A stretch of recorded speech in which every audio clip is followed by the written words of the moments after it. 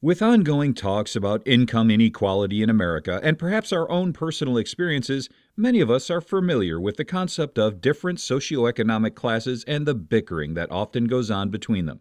Don't think this is new, though, just because it's happening today. In fact, much of the satire, the criticism of social or literary institutions through the use of comedic elements, found in Chaucer's The Canterbury Tales, displays this age-old war between the various social estates, or groups of people categorized by their level of socioeconomic influence. In case you're not familiar with the Canterbury Tales, it's a collection of tales told by a group of pilgrims from a medley of lifestyles who are traveling to a shrine in Canterbury. These tales focus on the interactions among social estates to creatively critique English society. You might have heard people talk about journalism or the media as the fourth estate, and this term builds off of the estate system that was in place for most of Europe's medieval history, including Chaucer's own lifetime. During the 14th century, though, there were only 3 estates, and each finds itself under fire at some point in the Canterbury Tales. The first estate of these socioeconomic groups was reserved for clergy members. Now, while priests, nuns, and other holders of holy orders were supposed to live lives of poverty without any property to call their own, they still exercised a tremendous amount of social influence as the key to a happy afterlife. The second estate was home to the nobility, the knights and landed gentry who controlled the property farmed by the third estate, the peasantry, which included pretty much everyone else. Essentially, the social structure of medieval Europe consisted of the rich, second, the poor, third, and those to whom money isn't supposed to matter, the first. Chaucer noted, of course, that money mattered to all 3 of these groups, and greed in particular is cited as problematic in his satire. However, the criticism and humor found throughout his collection of tales is more complex than simply pointing out individual vices and setting the 3-tiered system against itself. We can gather from the general prologue to the Canterbury Tales and through the tones of various other prologues and tales that many of the beefs existing between these groups have existed for quite some time. Accordingly, then, the comedic and critical circumstances that arise as a result of their interaction on their joint pilgrimage to Canterbury are multidimensional, to say the least. Let's take a look at just a few of these situations to get a feel for how Chaucer crafted these surprisingly complicated satirical tales. The Miller's Prologue. As is often the case throughout history, one of the first estates to come under fire in the Canterbury Tales is the second, the nobility. The famous Knight's Tale is the first in Chaucer's collection. However, it's quickly followed by the Miller's Prologue. Here we find the pilgrim's host at an inn in Southwark calling for more tales after hearing the Knight's Tale. When the host asks the monk, a member of the first estate, to share, he's immediately interrupted by Robin, the miller, and a member of the third estate. What makes the Miller's Prologue and subsequent Miller's Tales so satirical is partially the parody or mocking representation of the knight in the image of the miller.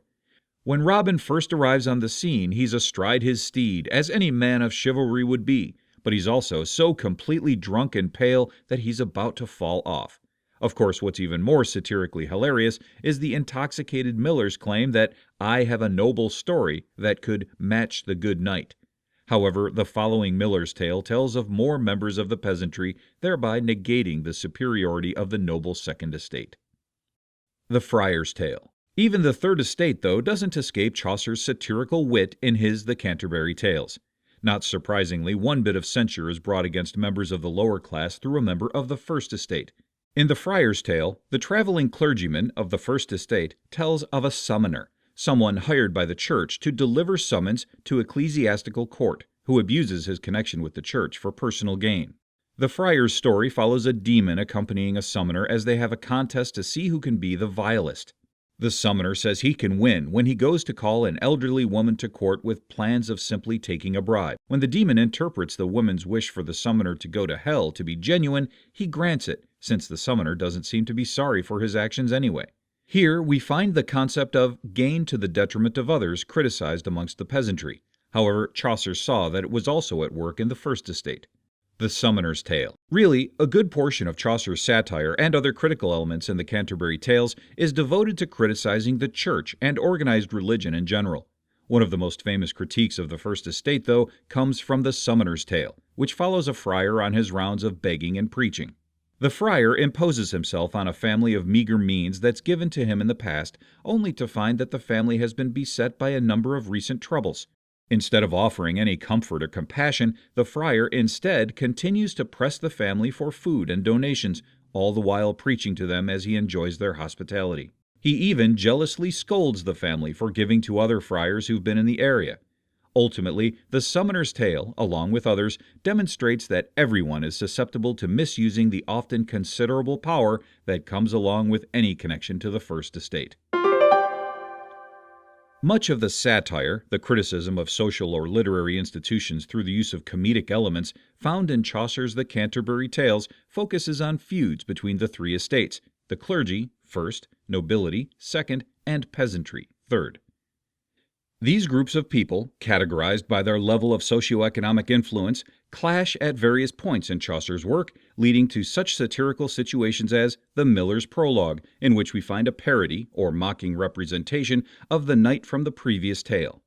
Chaucer also tends to focus on critiquing those with any connections to the church, as we can see in the tales of both the friar and the summoner.